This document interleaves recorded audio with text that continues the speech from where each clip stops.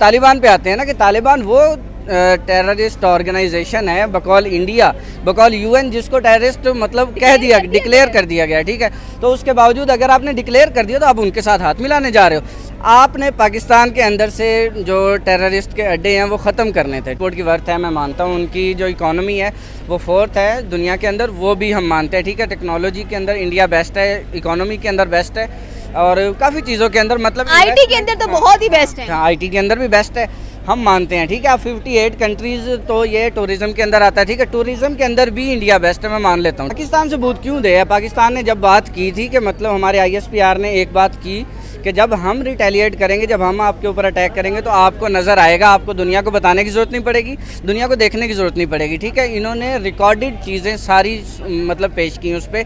भारत और तालिबान के ताल्लुकात की बात करेंगे जो कि बहुत दिलचस्प नज़र आती है, एक दूसरे को काफ़ी ज़्यादा सपोर्ट करते हुए दिखाई दे रहे हैं। और मेन वजह जो सामने हम लोगों को नज़र आती है वो है कि पाकिस्तान से दहशत गर्दी का खात्मा, यानी कि पाकिस्तान से दहशत गर्दों को मिटाने का जो फैसला है वो भारत कर चुका है। और नरेंद्र मोदी के बहुत ज़्यादा ऐसे स्टेटमेंट्स भी हम लोगों को नज़र आते हैं जिसमें वो कहते हैं कि भाई आप रोटी खाओ, गोली हमारे पास है, ज़रूरत आने पर आपको गोली भी लगा देंगे। फिर वो कहते हैं कि पानी और खून एक जगह बह नहीं सकते हैं। फिर वो कहते हैं कि पाकिस्तान ने तो हम पे ही हमला कर दिया, हालांकि उनको दहशत गर्दों को मिटाने के लिए कुछ ना कुछ करना चाहिए था। मेन सवाल ये है कि भाई तालिबान को, जो कि UN ऑलरेडी डिक्लेयर कर चुका है कि ये एक दहशत गर्द हैं, तो फिर इंडिया किस तरह से तालिबान के साथ हाथ मिला सकता है? और दूसरा ये कि भाई अफ़गानिस्तान अपनी एयर बेस अगर बगरम की बात करें तो वो इंडिया को देने जा रहे हैं, जो कि वक्न कॉरिडोर चाइना के करीब नज़र आती है।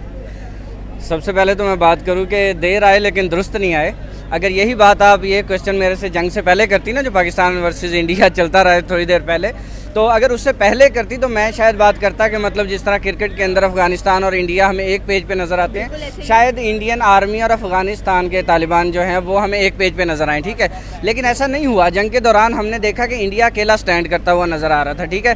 पाकिस्तान को सपोर्ट बांग्लादेश की तरफ से नज़र आई, ठीक है। बांग्लादेश ने इवन यहाँ तक स्टेटमेंट दे दी कि अगर इंडिया पाकिस्तान पे हमला करता है तो पीछे से हम हमला कर देंगे इंडिया पे, ठीक है। की बात की उन्होंने कि जो 7 स्टेट्स हैं, 7 सिस्टर्स हैं, उन पे हम अटैक कर देंगे। हाँ, तो मतलब सपोर्ट ये होती है जो कि ऑन द टाइम आप दें, ठीक है। जब जंग खत्म हो गई, सारा कुछ खत्म हो गया, सारे रोले खत्म हो गए, आपके राफेल गिर गए, बड़े बड़े जो महाज थे आपके, उसके अंदर आपको शिकस्त हो गई। भारतीयों का सवाल है कि राफेल गिरे हैं तो कहाँ गिरे हैं, जरा सबूत भी दे दें हम लोगों को। हाँ, मैं उस पर बता देता हूँ ना कि जब 2019 के अंदर पाकिस्तान का एक क्लेम किया था कि अभिनंदन ने गिराया, तो पाकिस्तान ने तो सारे जो उनके पास JF-17 थे, हमने तो एक मैदान में खड़े कर दिए थे और इंटरनेशनल मीडिया को हमने बोला था कि आके देख लो। उन्होंने काउंट भी किए थे, मेरे ख्याल 36 थे पाकिस्तान के पास, तो सारे काउंट हो गए थे, ठीक है। आप अपने राफेल ले आओ, मैदान के अंदर कहीं भी जगह पे खड़े कर दो, इंटरनेशनल मीडिया पे शो करा दो। आप क्यों नहीं करा रहे हो शो? अभी तो राफेल की कंपनी ने भी कल बयान दे दिया है ना कि मतलब नहीं है, जो इंडिया की तरफ से खबरें आ रही हैं उसके अंदर कंट्रोवर्सी पाई जाती है, मतलब ऐसा कुछ नहीं है, ठीक है। दूसरी बात, आपने पहले सवाल किया था कि अफ़गानिस्तान के साथ इनके हालात जो हैं वो बेहतर होते नज़र आ रहे हैं। अफ़गानिस्तान के साथ हालात 1 महीना पहले बेहतर हो जाते तो पाकिस्तान को टेंशन लेने की ज़रूरत होती, ठीक है। अब क्या है, अब तो जंग होनी नहीं है। जंग के दौरान अफ़गानिस्तान तो आपके साथ नहीं आया, या कोई और मुल्क कहीं पे आपका साथ देता हुआ दिखाई नहीं दिया। आप इवन फ्रांस की टेक्नोलॉजी यूज़ कर रहे थे, फ्रांस आपकी बैक पे नहीं था। अमेरिका की आप टेक्नोलॉजी यूज़ कर रहे हो, अमेरिका आपकी बैक पे नहीं था। रूस की कर रहे थे, वो भी बैक पे नहीं था, ठीक है। हमारे साथ पाकिस्तान के साथ अगर एक भी कोई दोस्त खड़ा हुआ है, उसने खड़ा होकर बताया है, ठीक है, कि मैं आपके साथ खड़ा हूँ। आप देखें, चाइना की टेक्नोलॉजी हमने यूज़ की जंग के दौरान, ठीक है। और अगर अब चाइना क्लेम करता है कि पाकिस्तान और चाइना जो है वो भाई भाई हैं, तो मानने की बात भी है, ठीक है। क्यों? उन्होंने स्टैंड किया था हमारे साथ। तुर्की अगर कहेगा कि खून का रिश्ता है तो समझ आएगा। जो बांग्लादेश है हमारा टू टंग, या उसको जो भी कह लें, हम छोटा भाई कहते हैं उसे, ठीक है, उसकी बात भी समझ आती है। क्यों? उन्होंने स्टैंड लिया था तब, ठीक है। अब आप अफ़गानिस्तान छोड़ें, आप अमेरिका से दिलवाएं, आप रूस से दिलवाएं, आप कनाडा से दिलवाएं, जिनसे मर्जी स्टेटमेंट दिलवा लें, या इवन वो हक बजानिब भी आपकी साइड पे खड़े होते हैं। तो ये तब कहाँ थे जब आपको ज़रूरत थी। अब आप जाके अपनी GDP बेहतर करते हैं, आप अपनी इकोनॉमी बेहतर करते हैं, आप चाइना को धमकी देते हैं। चौथी बड़ी इकोनॉमी है, जापान को बीट कर दी है। बढ़ गई थी ना 1 महीना पहले। आपका पैसा कहाँ गया जब आपके साथ कोई स्टैंड करने को तैयार नहीं था, ठीक है। अगर आप मतलब चौथी बड़ी इकोनॉमी छोड़ें, आप पहली बड़ी इकोनॉमी बन जाएँ, उसके बाद भी आपको कोई फ़ायदा नहीं होगा। फ्रांस का बेड़ागर्क आपने किया, अमेरिका का बेड़ागर्क आपने किया, रूस का बेड़ागर्क आपने किया। टॉप सुपर पावर्स हैं दुनिया के अंदर, ठीक है। चाइना ने हम पे भरोसा किया, हमने तो उसका सर वगैरह से बुलंद कर दिया, ठीक है। आपने क्या किया, आपकी जो राफेल थे, जो कंपनी बनाने वाली थी, उसके शेयर्स गिर गए बाकायदा, ठीक है। तो आप कैसे कह सकते हैं कि अफगानिस्तान से, तालिबान से आपको फ़ायदा होगा। यहाँ पे एक और पॉइंट भी है कि तालिबान एयर बेस दे रहे हैं। नहीं, अभी तो तालिबान पे आते हैं ना, कि तालिबान वो टेररिस्ट ऑर्गेनाइजेशन है बकौल इंडिया, बकौल यूएन, जिसको टेररिस्ट मतलब कह दिया, डिक्लेयर कर दिया गया, ठीक है। तो उसके बावजूद अगर आपने डिक्लेयर कर दिया तो आप उनके साथ हाथ मिलाने जा रहे हो। आपने पाकिस्तान के अंदर से जो टेररिस्ट के अड्डे हैं वो ख़त्म करने थे, ठीक है, लेकिन आपने क्या किया है 6-9 जगहों पर मिसाइल आपने बहुत अच्छा किया, आपने कर दिए, ठीक है।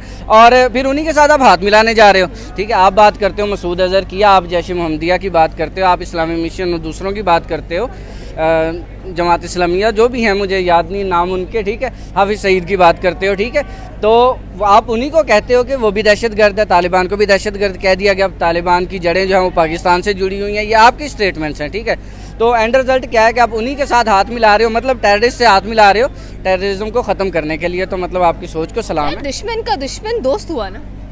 कौन दुश्मन और कौन दोस्त? अफगानिस्तान देख लें आपके, अफगानिस्तान ने पाकिस्तान का भी साथ नहीं दिया, मतलब कि उन्होंने कहा कि हम ऑलरेडी, हालांकि बीच एंड की अगर बात देखिए तो तालिबान हमेशा पाकिस्तान के साथ खड़े नजर आते हैं। और फिर इंडिया, मतलब देखिए ना, पाकिस्तान और इंडिया तो दुश्मन हो गई बीच में, और एक तरफ जो इंडिया उसको लगा कि तालिबान भी पाकिस्तान का दुश्मन, तो उसके साथ दोस्ती करने के लिए चले पड़े। सबसे बड़ी बेस की बात करते हैं, एयर बेस जो देने जा रहे हैं, उसके बारे में आपका क्या ख्याल है? देखिए, पहले तो अफगानिस्तान को ये वाजे करना चाहिए, जैसे उनको राफेल वाजे करने चाहिए, इनको ये वाजे करना चाहिए कि हमारे पास एयर बेस है भी सही, ठीक है। मतलब मुझे तो नहीं पता कि है, अगर है भी तो दे भी देंगे तो क्या फ़र्क पड़ता है। चाइना के हो, आप डरा रहे हो चाइना को, जिनकी मदद से पाकिस्तान ने जंग जीती है, ठीक है। और दूसरी बात आप कह रहे हो दुश्मन का दुश्मन दोस्त होता है। आपका दोस्त वो तब बनता है जब वो जंग में आपका साथ देता है। अफगानिस्तान बिल्कुल एक एंड पे पड़ता है, इंडिया दूसरे एंड पे पड़ता है।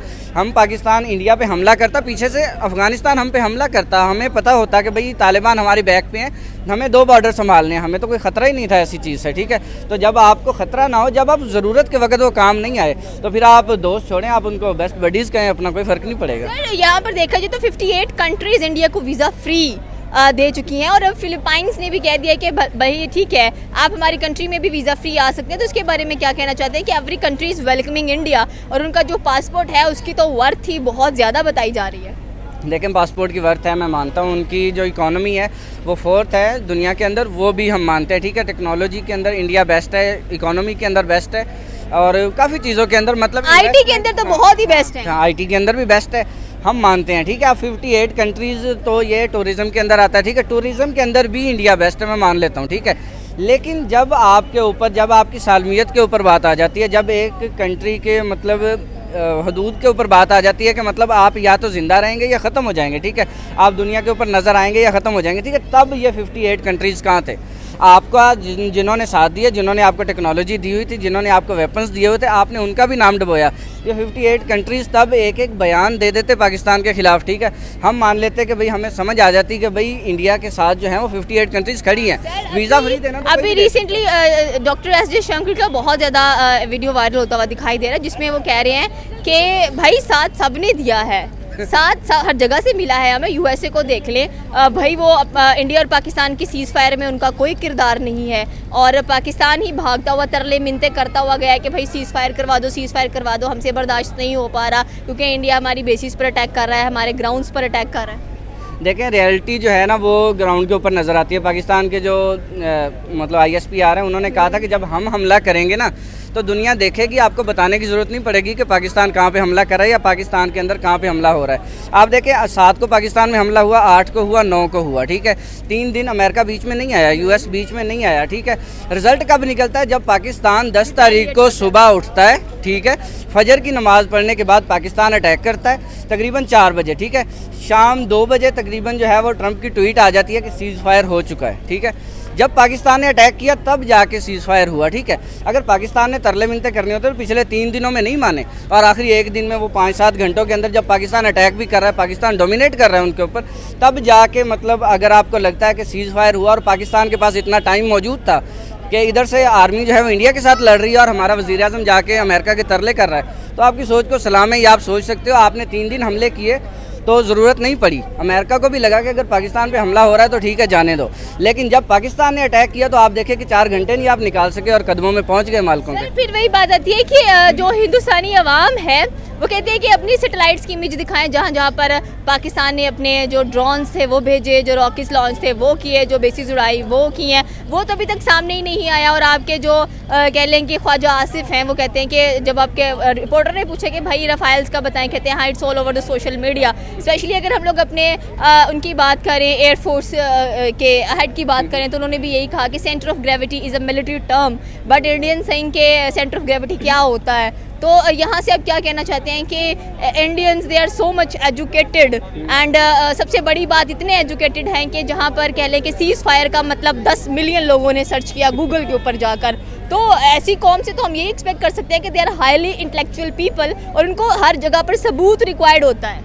देखें, डेफिनेटली बात सही है। पाकिस्तान सबूत दे ना, पाकिस्तान सबूत क्यों दे? पाकिस्तान ने जब बात की थी कि मतलब हमारे ISPR ने एक बात की कि जब हम रिटेलिएट करेंगे, जब हम आपके ऊपर अटैक करेंगे तो आपको नज़र आएगा, आपको दुनिया को बताने की ज़रूरत नहीं पड़ेगी, दुनिया को देखने की ज़रूरत नहीं पड़ेगी। ठीक है, इन्होंने रिकॉर्डेड चीज़ें सारी मतलब पेश की उस पर।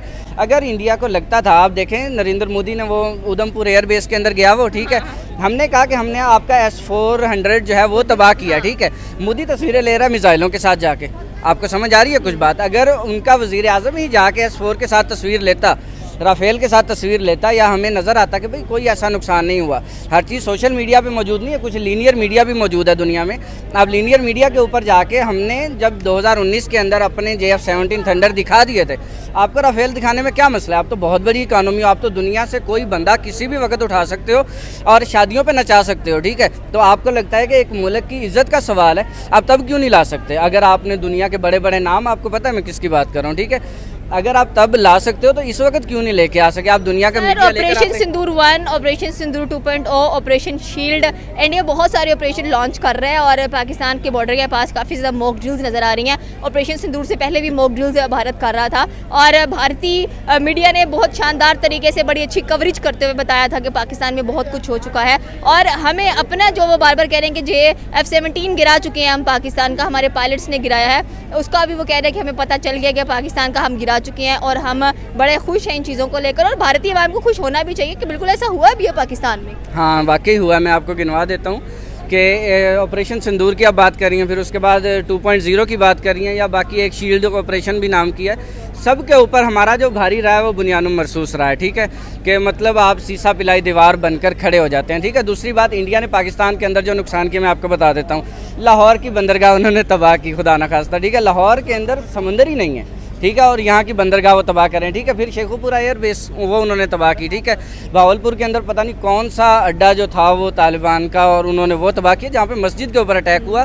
मीडिया के ऊपर सारी चीज़ें मौजूद है कि वहाँ पे 7 साल का बच्चा शहीद हुआ है। ठीक है, उसके बाद आप बात कर लें मुजफ्फराबाद की। ठीक है, वहाँ पे क्या किया? मस्जिद के ऊपर अटैक किया। ठीक है, कौन से आपके दहशत गर्दों के अड्डे थे, टेररिस्ट के अड्डे थे, और इसके अलावा और आपको क्या बात कर सकते हैं?